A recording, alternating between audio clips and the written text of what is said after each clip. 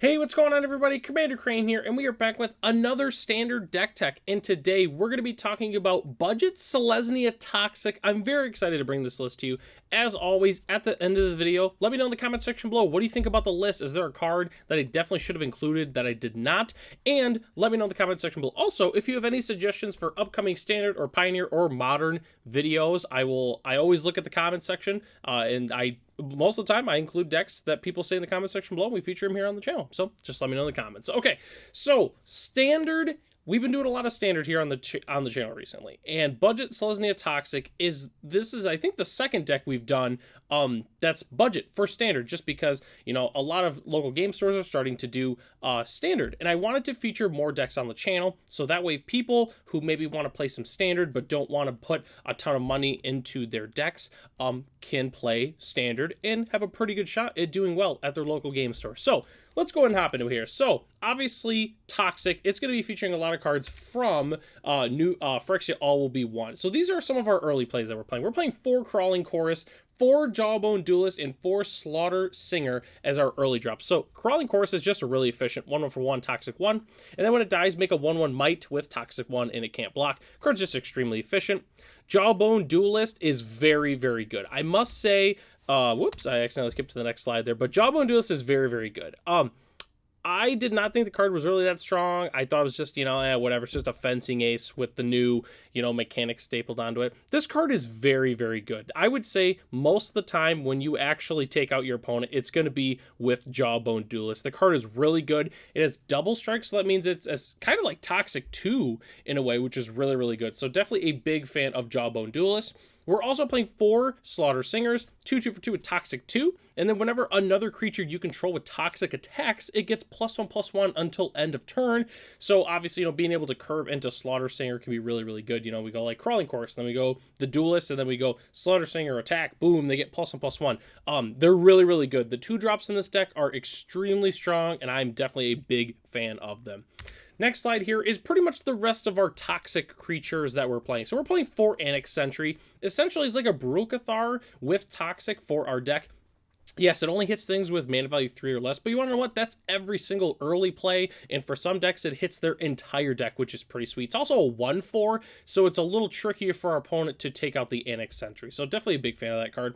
We're also playing 4 Bloated Contaminator. It's actually the most expensive card in our deck, funny enough, but it's still only about 2 USD a piece, which is pretty sweet. 4/4 for 3 Trample, already a really, really good rate with Toxic 1, and then when it deals combat damage to a player, Proliferate, which obviously means if our opponent is poisoned, we can go ahead and proliferate the poison onto that, which is pretty sweet. Also, keep in mind, if our opponent's playing battles, we can put a battle on their counter, which makes it harder for them to flip the battles. Just wanted to go ahead and mention that as well with the Bloated Contaminator. Then, although this is not a creature, I kind of do consider it a creature. We're playing 4 Viral Spawning. 3 mana sorcery, make a 3/3 green Phyrexian Beast with Toxic 1.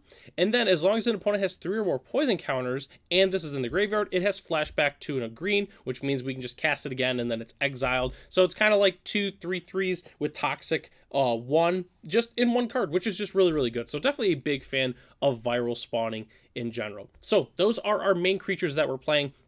But obviously, we're playing some instants and sorceries that'll kind of help us, kind of get to the end a little bit. So we're playing 4 Unnatural Restoration, and 4 Charge of the Mites is our main, Toxic synergy. So obviously, return target permanent card from your graveyard to your hand, proliferate. So obviously, we go ahead and proliferate the poison counter, that kind of thing. But also, hey, if they kill one of our early plays, they kill our Duelist, they kill our Bloated Contaminator, we can just grab it back, play it again on the next turn, or even the same turn, depending on what time it is. Unnatural Restoration is definitely a very, very good card. And then, obviously, Charge of the Mites is pretty solid as well. It's a removal spell. We can deal damage equal to the number, deals damage equal to the number of creatures you control to target creature or planeswalker. So, a removal spell in a pinch. And then create 2 1/1 colorless Mites, which is pretty good. So, definitely late game, we're trying to go wide with all of our, Toxic 1. We just go wider than our opponent, and then we're able to take them out with the poison, which is pretty sweet. So, definitely a big fan of Charge of the Mites. And then our last slide here, we're playing 4 Royal Treatment. It's the protection spell of choice I decided to play just because it protects our guy, and then the next turn it gets +1/+1 and has Ward 1, which is pretty sweet. So, you know, it's kind of like another, like a second layer of protection potentially. So definitely a big fan of Royal Treatment. And then we're playing 3 Complete Devotion. It's just a really nice pump spell, and then it's if that creature is toxic, draw a card. Unfortunately, it doesn't add toxic onto it or anything, but hey, I mean, you know, 2 mana, 2/2, draw a card is pretty sweet. So definitely a big fan of Complete Devotion. Really, really good with the Jawbone Duelist again. Again, I keep talking about how good that card is, and there is definitely a reason why. So that's our entire main board, except for our lands, which will only take a second. There's only 2 slides we got to go over. So as our main dual lands, we're playing 4 Blossoming Sands in 4 Secluded Courtyard. So with Blossoming Sands, it's just, I think, the best like cheap common dual land that you could be playing right now in the format. But if you have any extra dual lands laying around, some brush lands, some overgrown farmlands, some Razorverge thickets, just go and swap it out for the Blossoming Sands. It's not a problem. Secluded Courtyard's really good because guess what? All of our creatures that we're playing are Phyrexians, which is pretty sweet. So that's why we're playing 4 Secluded Courtyard, because it's an untapped dual land. And that's also why we're playing the Seed Core, because we can tap for 1 mana of any color, and we can only use the mana to cast Phyrexian creature spell, which again, they're all Phyrexians. But what's also good with the Corrupted, a 1/1 creature gets +2/+1 until end of turn. Activate only if an opponent has 3 or more poison counters. We can activate it on the Crawling Chorus or the Jawblade Duelist. Again, that's why I keep saying that card is really, really good. So those are our main dual lands that we're playing. And then rounding out our lands, we're playing 5 plains and 4 forests. And as the spicy basic land of the day, you know I had to include the new Phyrexia Extended Arts. I mean, obviously, we're playing a toxic deck. It's very, very on theme with the deck. So definitely a big fan of these basics. So don't go anywhere though. We still have to talk about our sideboard as well as some budget options that we can play. So sideboarding is really simple. We're going to want a little bit of life gain cards just because of the prevalence of mono red. I think Tamiyo's Safekeeping is really, really good. If you're looking for a niche card that also is good against Liliana the Veil, you could also play Obstinate Baloth, for instance. It's very good when our opponent's playing a bunch of discard spells, because then we just get to put into play for free and gain the 4 life, which is pretty sweet. Extra removal cards like Knockout Blow is really, really good against the red decks, but really any removal spell will do. You can also play like Fateful Absence or Get Lost. Those are also really, really good. Tail Swipe, for instance, is also pretty solid.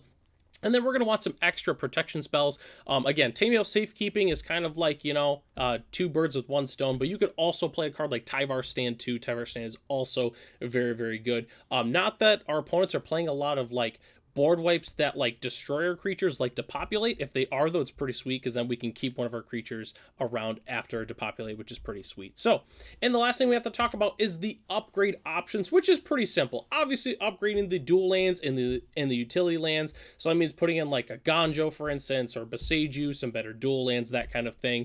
Venerated Rot Priest, that card is kind of pricey. I want to say they go for about $10 US a piece, which obviously is a little bit more than we want to spend on our deck. But if you have the Rot Priest, go ahead and slot them right into the deck. And you could also make this Abzan or Bant toxic. I've seen lists of both honestly online. The black like toxic cards are really, really good, and the blue ones are really, really good too.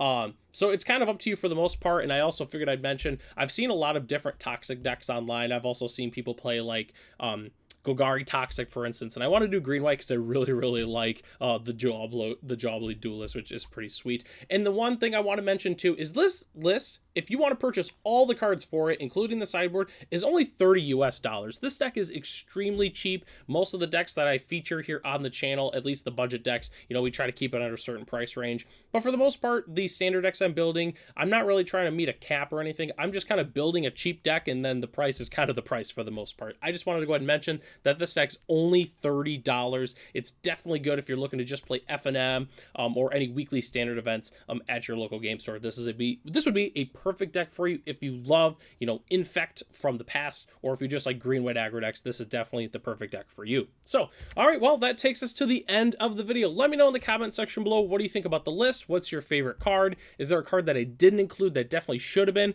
Just let me know in the comment section below. So, I'm Commander Crane. Thanks for watching this video, and I'll catch you in the next one.